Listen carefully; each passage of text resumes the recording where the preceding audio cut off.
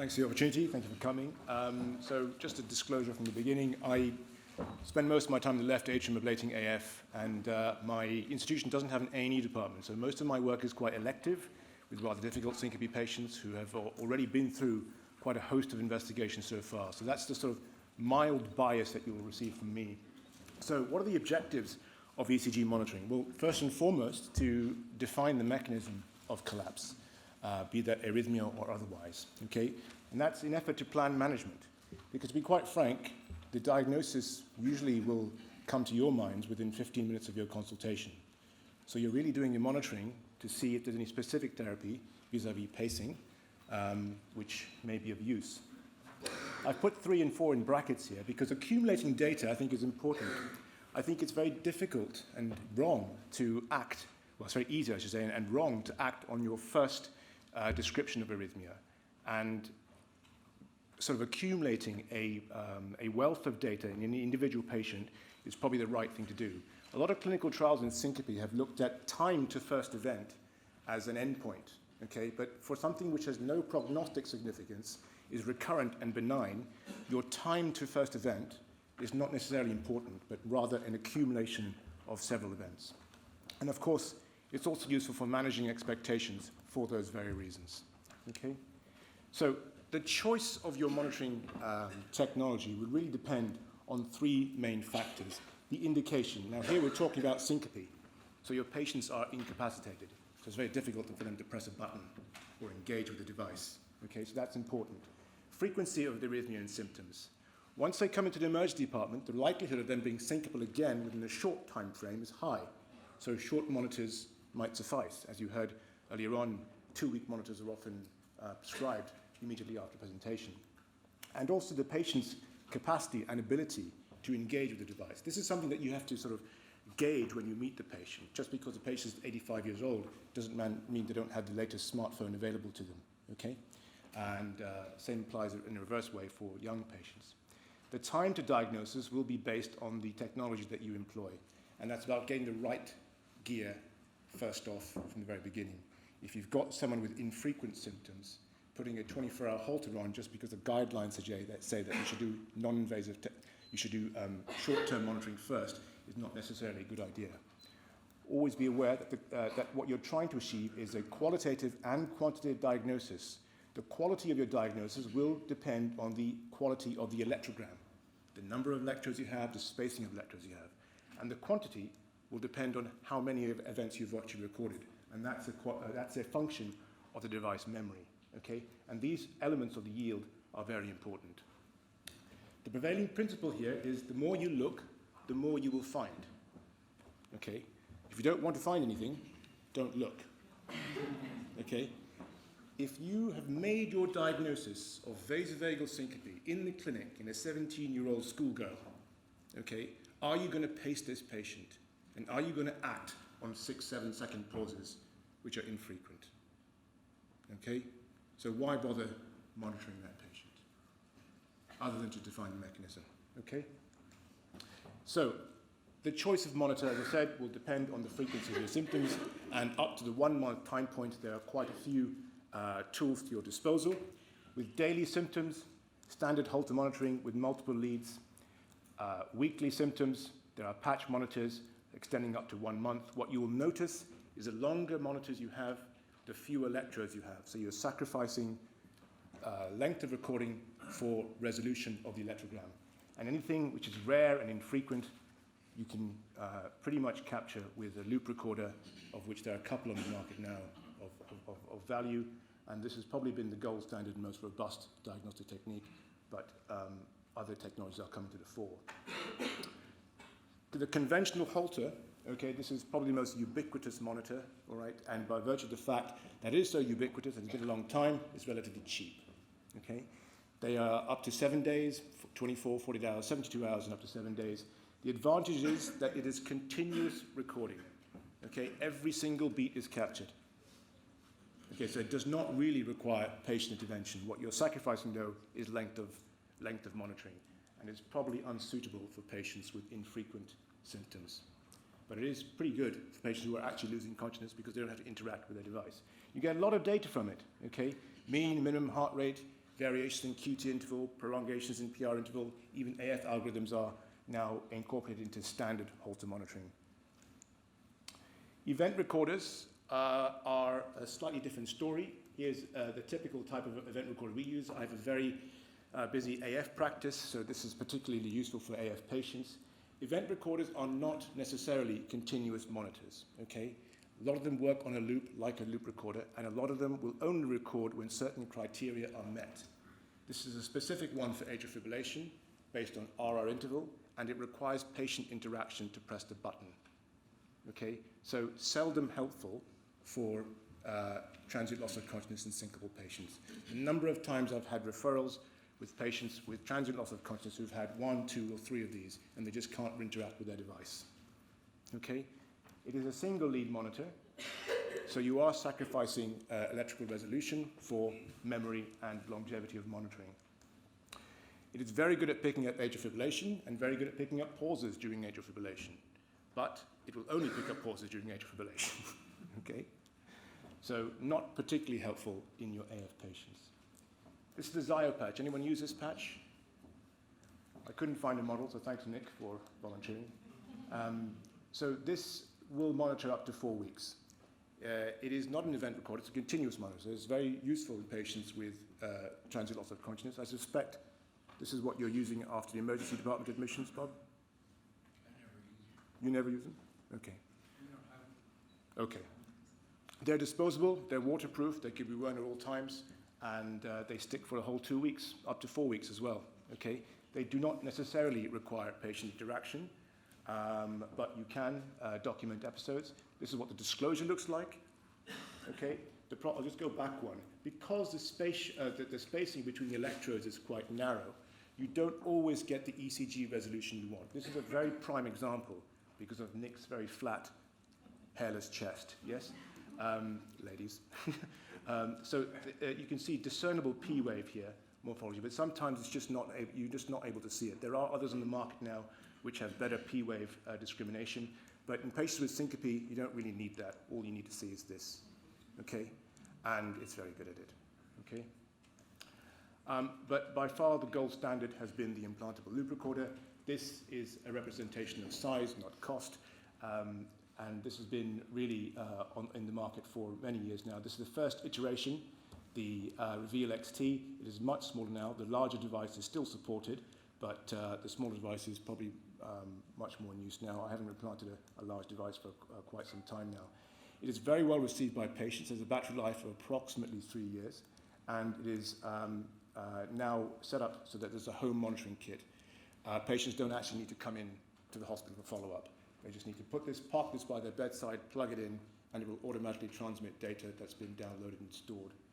This little component here, which sits on top of the base unit, is a handheld device, so the patient, if they do have any symptoms, can simply hold it over the device, press the button, and log it. Okay? There is another version of a loop recorder by Abbott now. It's come to the fore. If you're down with the kids, it's compatible with your phone via Bluetooth. There's a downloadable app which will similarly download your data and then transmit it wirelessly or through Wi-Fi to a central server. Okay, this is what typical disclosures look like. I'm sorry if you've seen this before. This is an oldie but a goodie. This is one of my patients from quite some time ago. So this is a disclosure from a loop recorder. You can see a PQRST there, yes? Okay, so that's the sort of resolution you'll get. So this is a 66-year-old minicab driver who was syncopal during this event. Anyone pace him? Raise your hands if you would pace him. No? Okay, same patient. What are we seeing here? Okay, you're seeing P waves marching through, absence of QRS, quite long pauses. Who'd pace this chap now? Okay, so I lied to you. This wasn't a 66-year-old minicab driver. This is a 32-year-old GP in a busy inner-city practice. Who'd pace him now? Okay, 2 or 3. Okay, so we didn't pace him. So this is a 32-year-old, 30-something-year-old GP. Who'd pace him now? What time of day This is during the syncope episode in the middle of the day. Okay. What's this? Yeah, that's when he hit the floor. Okay. So he came to us with the loop recorder already in. And when you talk to him in the clinic, he's off his feet, overworked, underpaid, not hydrated, pre-syncopal all through the day, and will faint perhaps once or twice a week. We treated him with lifestyle measures, and this never happened again. Okay, so this is an important lesson not to act on the first thing you see, and look at the patient first and put this into context. Okay, so this the other sort of caveat to this is really only monitor your patients if you really believe you're going to act on it if you find something like this. Okay, because this caused him a lot of angst and upset, and that's why he came down for a second opinion. Okay. More can come to the fore in loop recorder implantation. It's not always about pauses and pacing. This is a young teenager on the way to his math lesson, loop recorder download. The pediatric team were investigating for a long, long time, okay? He had a ream of negative investigations, always fainted out in the community, always at school or in times of sport, okay? Sinus rhythm, 2 morphologies of ventricular topics, and then VF. Okay, then he made his lesson. Probably didn't do his homework. Okay, this is a really lethal condition. This is CPVT. I just wanted to show you this because loop recorder implantation can be valuable and you can pick up things that you wouldn't expect. Okay, this is what a loop recorder download looks like. You can program your loop recorder to detect and store data if certain criteria are met. There's the basement level, the bradycardic level, tachycardic level, anything above or below that basement will be stored and ECGs will be documented. Symptom recording, when the patient presses the button, and of course AF detection. So broadly speaking, those are the 4 categories of automatic storage. The loop recorder itself, I'm talking particularly about the Medtronic one, has about 1 hour's worth of memory that it will store. 30 minutes are dedicated to the automatic brady or tachy settings, and 30 minutes dedicated to patient recorded events. That's why the ECG documentation will stop at a certain point and only symptoms will be recorded. But this is what the kind of download that we will get, and we'll be able to interrogate each and every event. Now, the technology for loop recorders has largely been driven by AF, not by syncope. And our Cinderella specialty has sort of piggybacked onto that wave, basically, okay? Because the cost benefits and the financial rewards of detecting AF early are great, whereas those for treating syncope are not as great, okay? So the technology here for in the loop recorders has largely been geared towards algorithms for detecting AF, variations in RR interval, okay? And when they're plotted on a Lorentz plot internally, you can see how the variations in the RR interval help determine sinus rhythm with variable plots in atrial tachycardia, where the RR intervals are constant, but grouped in clusters, and where AF is completely irregular, okay? So I don't think there are many limitations for the loop recorder if you have access to it, okay? They're very well received, very well tolerated, and can give you a very early, accurate diagnosis. Okay, so why not in everyone? Well, it is invasive, the infrastructure is expensive, the devices are not necessarily that expensive, and they can be put in almost anywhere now, even in a GP setting. But you need that infrastructure. The infrastructure can be expensive. We're handling a large amount of data. A lot of patients send us stuff, okay? And we are increasingly being usurped by wearable technology, which is what I'm going to move on to next, okay? So more and more often now, patients are coming into my clinic with the diagnosis already on their phone. Okay, so I'm not even bothering. That's mainly my arrhythmia practice. The technologies are now so consumer-led that patients are easily able to afford these monitors, okay? The most basic one of which is based on photoplethysmography. This is based on the fact that tissue will reflect different wavelengths of light if it's perfused compared to if it's not perfused. And therefore you can tell the difference between systole and asystole.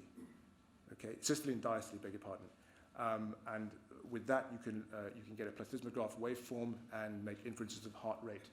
And this is the technology that's used in most of the Fitbit and Garmin recorders. There are many on the market. I will not go through them in detail, but this was recently implemented by an app supported by the American Heart Association, again, largely to detect atrial fibrillation. It was rather fortuitous that our cameras all have their flash and camera so co-located that this is actually workable. So here we can see a waveform in sinus rhythm, nice regular pulses, and in atrial fibrillation we get beat-to-beat variation in both amplitude and RR variability. Again, hopeless in syncope. Okay, very difficult to get a patient who's unconscious to do this. All right. Which leads me on to smartphone-based electrogram monitoring, which is usually with a pair of electrodes spaced apart. The most common of which is the cardio monitor. Have you all heard of this? You seen this before? Okay. This is a monitor which has been now widely available on the NHS as well. Okay. Our institution supplies them as part of our repertoire of Holter monitors. They cost about, I think it's about $100 US. It's probably come down since then, but it gives you a medical resolution ECG based on 2 electrodes that you can use your fingers to document your symptoms. Okay? And the patients can download this and email it to their physician. Okay? I've given lots of patients my email address. I drew the line once when a patient sent me a trace saying, "Doc, I'm fine, but this is my cat who's a bit wobbly. What do you think?" True story. So I'm a bit more discerning now to who I give my email to. So if you see crazy cat lady, give him Nick's email, not mine. Okay? So the problem with this in syncope is that you need to interact with the device. Okay, so this is not really workable. But if you look, this is not a journal to which I subscribed, but if you look, it's new devices that are coming out on a monthly basis, and this is only the latest one that I found. Okay, this is a wearable device. It costs about $170. Patients can buy it now. Okay, it's called the OM Signal. It lasts, I think, about 3 months on one charge, and it can be recharged and downloaded. So I think patients are going to come to you more often now with diagnosis already in hand. So I was asked to talk to you a little about the Smartwatch. Recently, correct me if I'm wrong, the president of the AHA came out onto the stage in an Apple event where they unveiled this, and this is the only device which is commercially available and approved by the AHA. Okay, I smell a kickback, but anyway. So this combines photoplethysmography with ECG monitoring. Okay, and Apple have developed an algorithm which uses both the photoplethysmograph and your activity level to determine whether or not you should record an ECG. And again, this is based purely on atrial fibrillation algorithms. What it will do is look at your beat-to-beat variation, and if it is stable, it will do nothing.